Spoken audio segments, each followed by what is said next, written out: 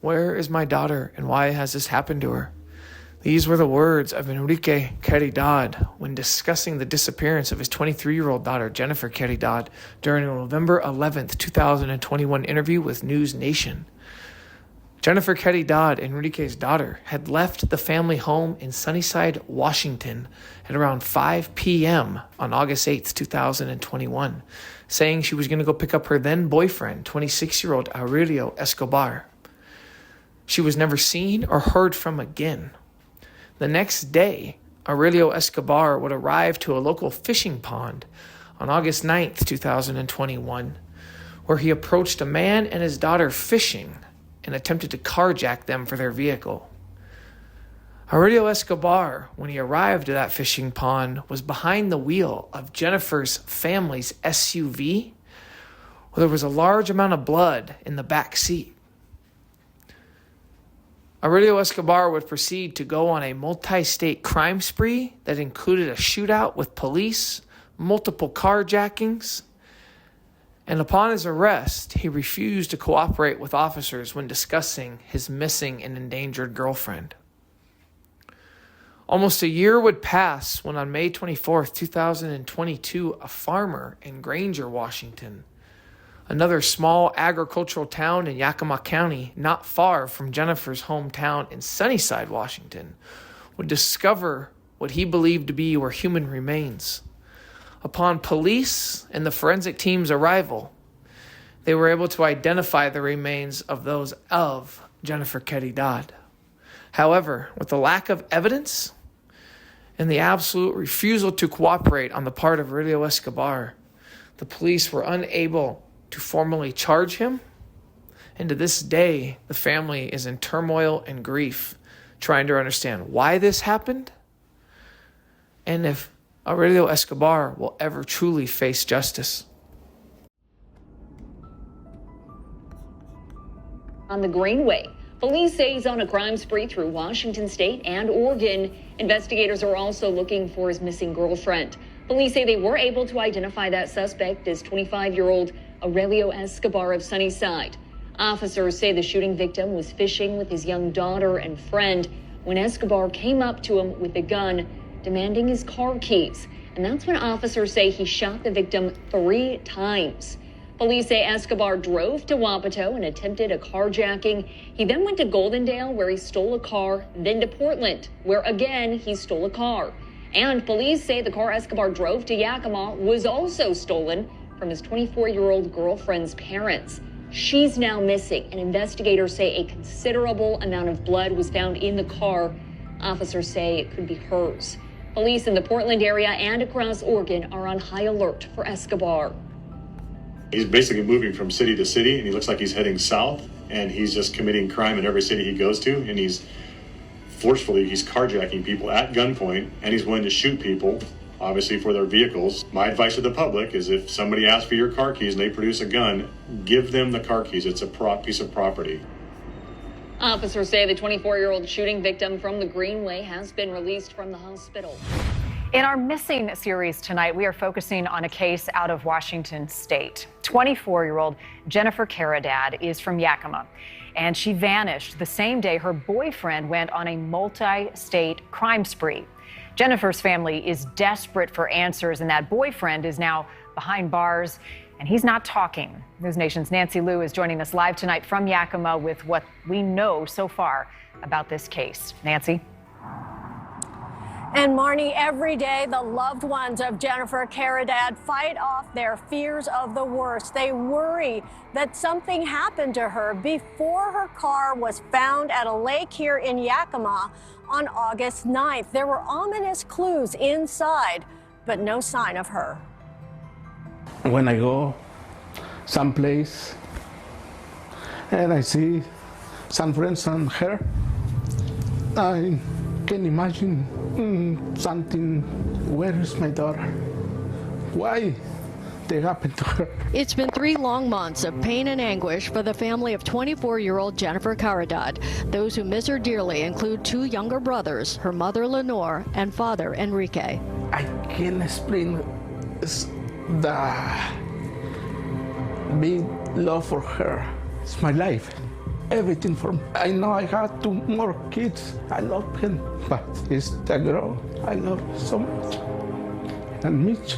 On August 8th, Jennifer left her family home in Sunnyside, 35 miles east of Yakima, to go pick up her boyfriend. She walked out the back door at around 5 o'clock and told her younger brother she'd be back later. He started to worry when she wasn't. The first thing I saw was, what happened to her? Where is she? I thought, oh, she's probably somewhere right now. So I messaged her saying, where are you? Call us. Are you okay? I didn't get a response. The day after, the family SUV was found at Berglund Lake in Yakima. There was blood in the back seat, and some of Jennifer's clothing was nearby, but not her. Jennifer was said to be consumed with her boyfriend of 8 months, 26-year-old Aurelio Escobar. The relationship soon overshadowed her work with kids at a child care center. But the Caridads were less than impressed with Escobar, who was unemployed and moved in with the family over the summer. It's not that I'm scared of him, it's just that I just had a weird feeling. I don't want to be involved with it. The family has since learned Escobar is a gang member, and Jennifer's disappearance is linked to his violent crime spree stretching from Washington to southern Oregon. According to police, Escobar had shot and carjacked another man at Berglund Lake, and over the next 2 days, he allegedly carjacked or made attempts to switch vehicles in several towns south of Yakima and then over in Portland, Oregon. After stealing a car in Goldendale, authorities in Medford and Jackson County were on the lookout. Escobar was finally taken into custody on August 11th after a chase and shootout in Medford. He has refused to provide any information about Jennifer. It's hard when you don't have to go someplace and look for her. You don't know where? Yes, that's why it's hard to ask for stay in the house only. I'm waiting for news. But there has been no news from Sunnyside Police about the case. The department refused an interview request, but said it continues to partner with other agencies in their investigation. Several drone and dive searches of the lake have yielded no major clues. We just want to know what happened to her. If she's dead or not, we want to have peace.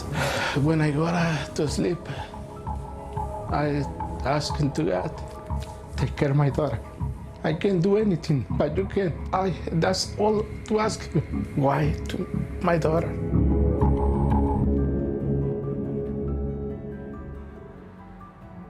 Now, the Caridads SUV remains in police custody and part of the investigation. And without direct evidence of any foul play, the disappearance of Jennifer Caridad remains a missing persons case. Marnie? Nancy, what about the blood that was found in the SUV? Have police determined where that came from, if it belongs to Jennifer? Well, Marnie, police are still waiting for the results from the state crime lab, and they've told the family that could take up to 8 months. But should it turn out to be Jennifer Caridad's, obviously this investigation will take a far different turn with that evidence of foul play. Hunting dog and hope.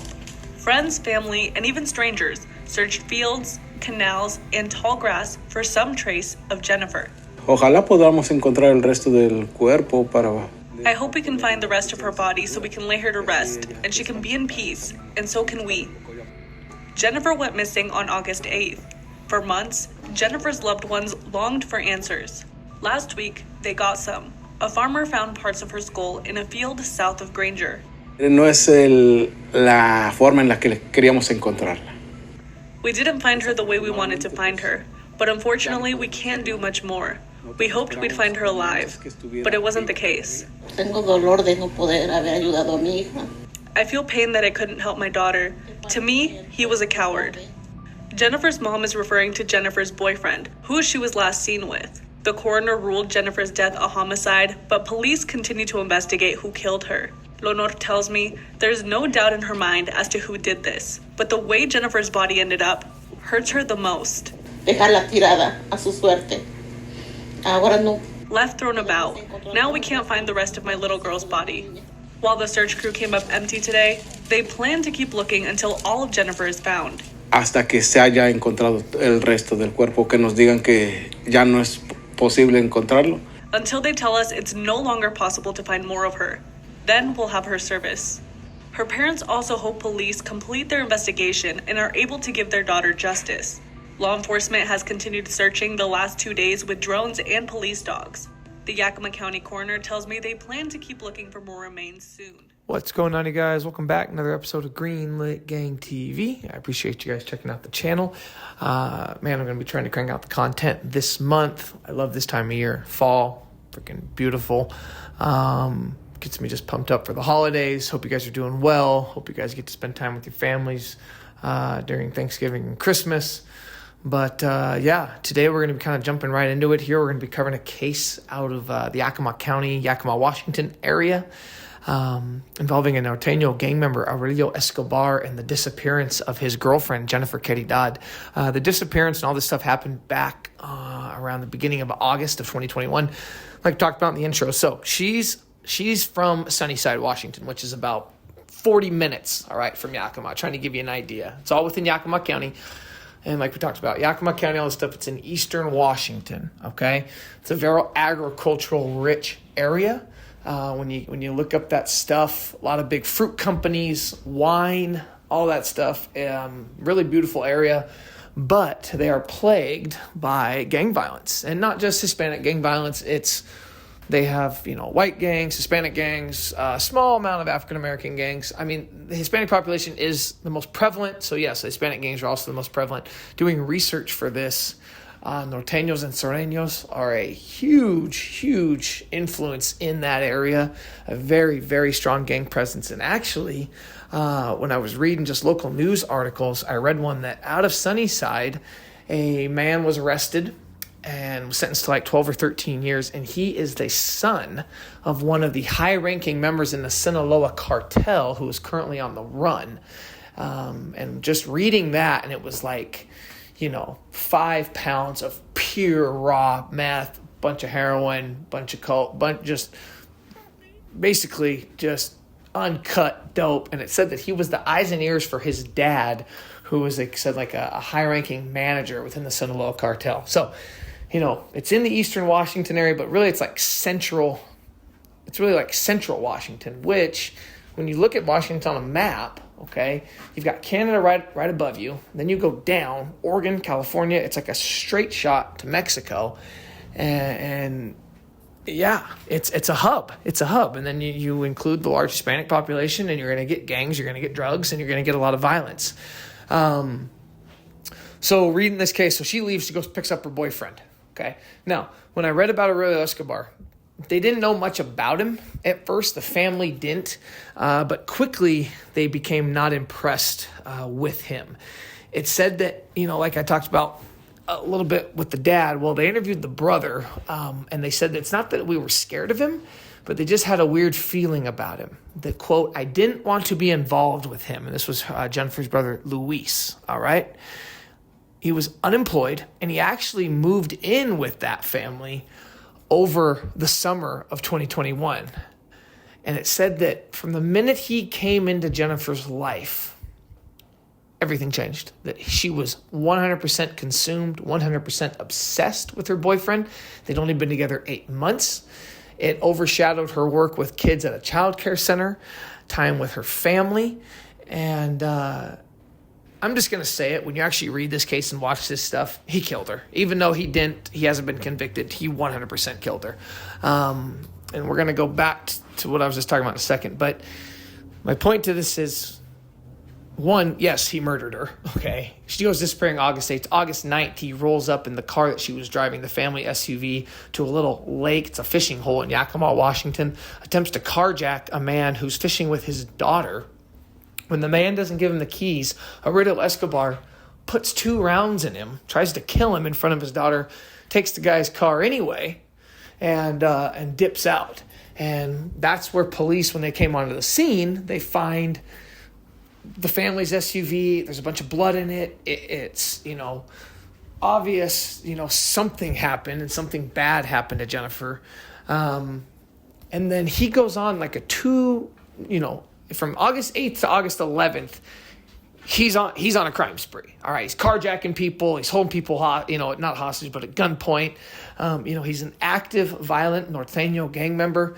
He had a prior criminal history. And, when you have family members, when you have, brothers and moms and dads telling you all the same thing, it's one thing to not trust or not really like somebody's new boyfriend, especially when, what shocked me was that she moved him into the family home. So he's unemployed. I just kind of put yourself in their shoes, right? If you're her brother and you wake up in the morning, you come out and there's this dude sitting there on the couch and he's not working. He's probably not treating your sister very well. You're seeing changes in her that aren't good. Suddenly she doesn't care about work. She doesn't care about spending time with the family. It's all about this guy who, it probably didn't take much for them to figure out he's a gang member. There's going to be certain tattoos you're going to look for with the Norteno stuff. And, and these families from that area, they probably have other family or friends that are involved in stuff like that, so they knew. He takes off. He attempts to, and over the next 2 days, right, he allegedly carjacks the guy at the lake, and then he attempts to do other carjackings several towns south of Yakima, and then he makes his way to Portland. So some were successful, some weren't, all right? Then they believe he stole a car in Goldale, Washington, which is about 12 miles north of the Oregon border, all right? So as this is going on, simultaneously, okay, police are investigating where's she at. They were really, I put the pictures up, they're really looking at that pond in Yakima. They're really looking in that area. They swept that whole thing top to bottom on, where she could possibly be. And the only thing that doesn't get me, okay, the only thing that gets me is, the family reports her dad reported her missing the same day, so August 9th, okay, because she left August 8th at around 5, so they're not going to call anything in that night. She's an adult. She's going to get her boyfriend, okay? But then the next day, after he carjacks the guy at the lake, all right, and they call it in, they find the blood in the back seat, all right? But I don't get how they're not able to get him on the murder, okay? Because what happens is he goes on this multi-state crime spree. Finally, on August 11th, he gets in a massive, massive shootout with the Medford, Oregon police, okay? Gets shot in the head, the shoulder, arm area, okay? He survives. Upon his arrest, okay, he shuts down. He goes, I'm not cooperating. I'm not talking to her about, I'm not talking about her at all. And, so he's getting all these charges that set out of Jackson County. He was charged with 10 different crimes. They even issued a warrant for him not that long ago, back in July of this year. Okay. He's charged in Douglas County with first-degree robbery, unlawful use of a weapon, unauthorized use of a vehicle, first-degree theft. This is all going back to those crimes on August 11th, 2021, okay? And he was on I-5. And if you guys don't know where I-5's at, I-5 runs all up and down the West Coast. So he gets shot in the chest, arm, shoulder, whatever, comes to an end. He shuts down, all right? Then they really start investigating this. They try to put a timeline together. And it kind of really starts at that little fishing hole where he pulls up and, you just got to picture that, right? He pulls up in her car, which is the family's SUV, a bunch of blood in the back seat. They're able to identify it as hers, all right? And this is where I get a little frustrated, but it's they can't find her body. Okay, so it's there's a lot of blood, and he's driving the car, but if he's not going to talk and not going to place himself in certain areas, and unfortunately, this is why they say if you ever get arrested, don't talk, because that's really how they solve a large amount of their cases, is these guys, these gang members that get arrested, anybody really, you get arrested and they start talking. And they're going to get you. They're going to catch you in a lie. And this is a guy, he's a Norteno gang member. He's active in the street. He's been around the block. This isn't his first time talking to police. This isn't his first time. Now, this is the most serious situation he's ever been involved in, but it's not his first rodeo. And he knows immediately, shut it down, be quiet. The stuff he did, he's probably not going to get out until, he's an old man, if ever, but at least he's got a shot to get out, right? If he gets booked on this murder, first-degree murder, he's done.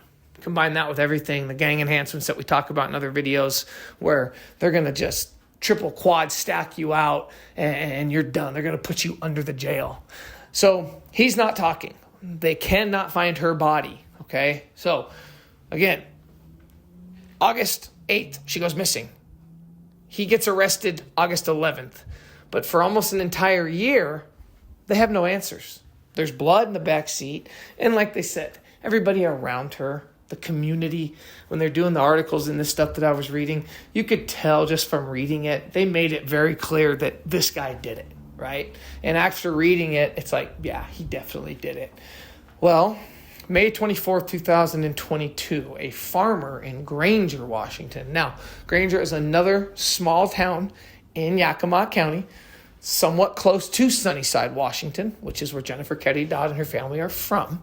He's out working, and he discovers he's a farmer. He's out there. He can tell the difference between animal bones, and those aren't animal bones. Those are probably human bones, okay? And he calls it in. Police arrive, forensic teams arrive, and after some time of, doing what they got to do to identify the body, they are able to identify it as Jennifer Caridad. Very sad, very tragic.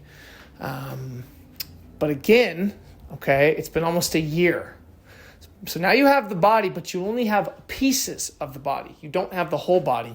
And it was really sad. There was a quote from the mom, and I put it right here. She goes, "My daughter is not a piece of furniture that can be forgotten," said Lenore Vargas Gonzalez, speaking in Spanish during an interview.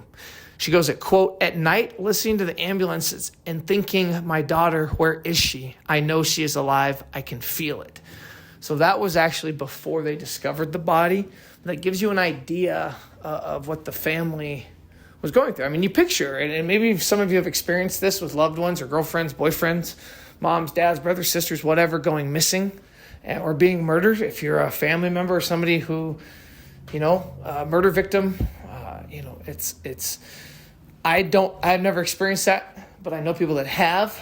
And I can imagine not just the pain, but the anger that comes with that. So you got to picture her parents, right? They let this man into their home. They let him live there. Her brothers, even though they didn't like him and tried to stay away from him, they were close and they loved their sister. So they gave her that respect and they were probably nice to him. They probably fed him. And he turns around and murders their daughter, murders their sister in a brutal fashion.